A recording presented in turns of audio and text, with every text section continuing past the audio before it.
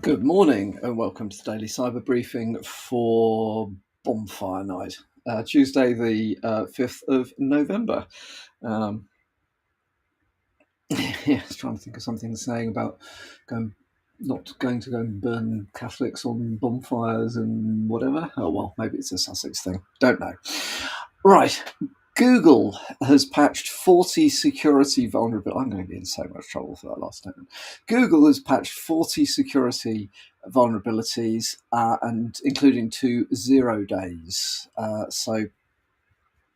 is a bunch of updates, mostly Android focused. The 2 0 days are CVE 2024 43047 and 2024 43093, which are under limited targeted exploitation at the moment. As always, though, good policy to stay on top of these things and keep patched. So if you are using Android devices, check that either the automated updates have kicked in, or alternatively give your devices a nudge. And also remember that not all, I mean, you kind of know this anyway, right? But one's obliged to say something that not all security patches for Android come directly from Google. You may need to go to your device's manufacturer's website in order to get the updates from them.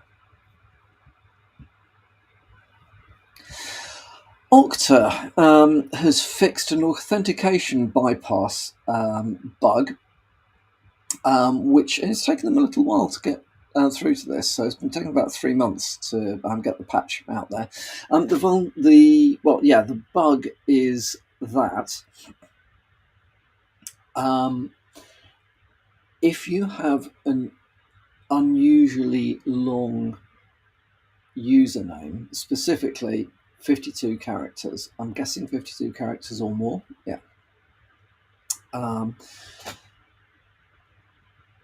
The password, right, the authentication mechanisms at Okta are not fully checking the password associated with the account. And that's kind of the way that this works, or the reason that this vulnerability exists, to the best of my understanding, is that as part of the authentication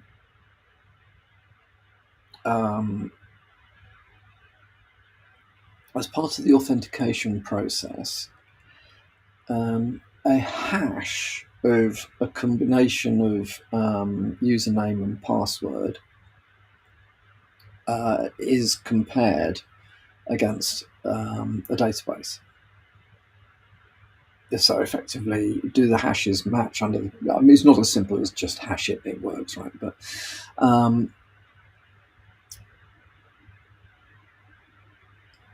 the challenge with this is that it's not the entire username and password combination that's hashed. I'm presuming that it's not just a straightforward hash. It's probably salted and hashed or whatever it is. I know it doesn't really matter. The point is a certain number of bits are hashed, and that's used as the token as part of the authentication mechanism.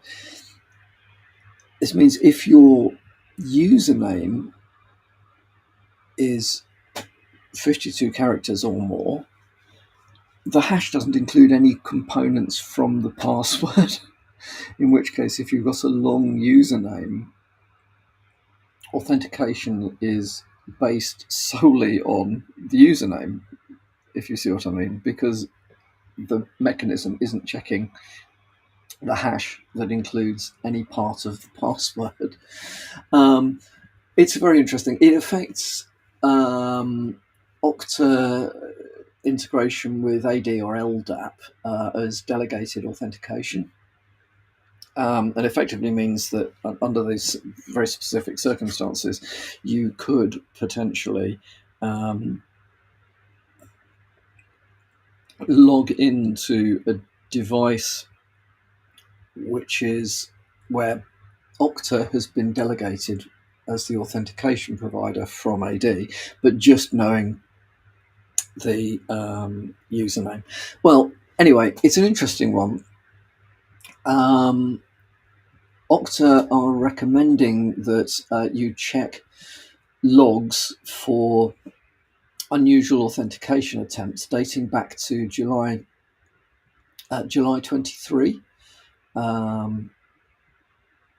just to be certain that this hasn't been exploited. They believe that this particular bug has been lurking in the code for about 3 months. However, it only came to light at the end of last month.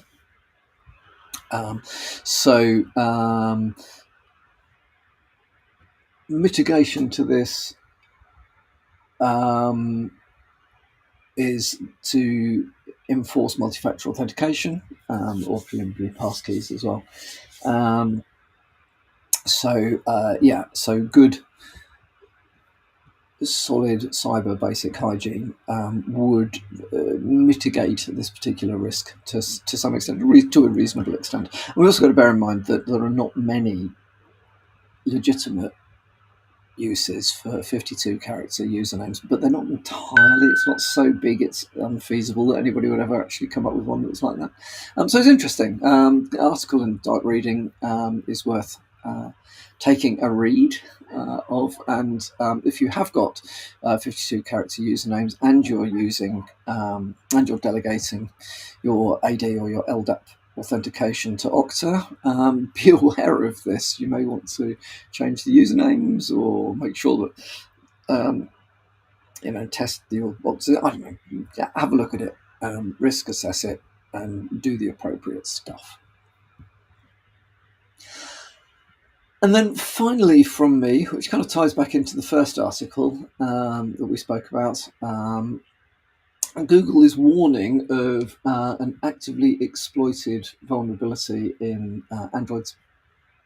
It is CVE 2024, 43093. So it is one of the ones that's been patched that we mentioned earlier, but it is actively being exploited at the moment. The first article that came across actually seems to think that there's limited exploitation of this. I think possibly based on this article from the Hacker News, it may well be that the exploitation of this particular vulnerability is more widespread than people have realized. It's a privilege escalation flaw in the Android framework, and it can result in access to data and sandbox and subdirectories and other bits and pieces. So again, if you are using Android devices, definitely worth making sure that you have checked for these updates and they are being applied. And I think, frankly, that's enough from me this morning.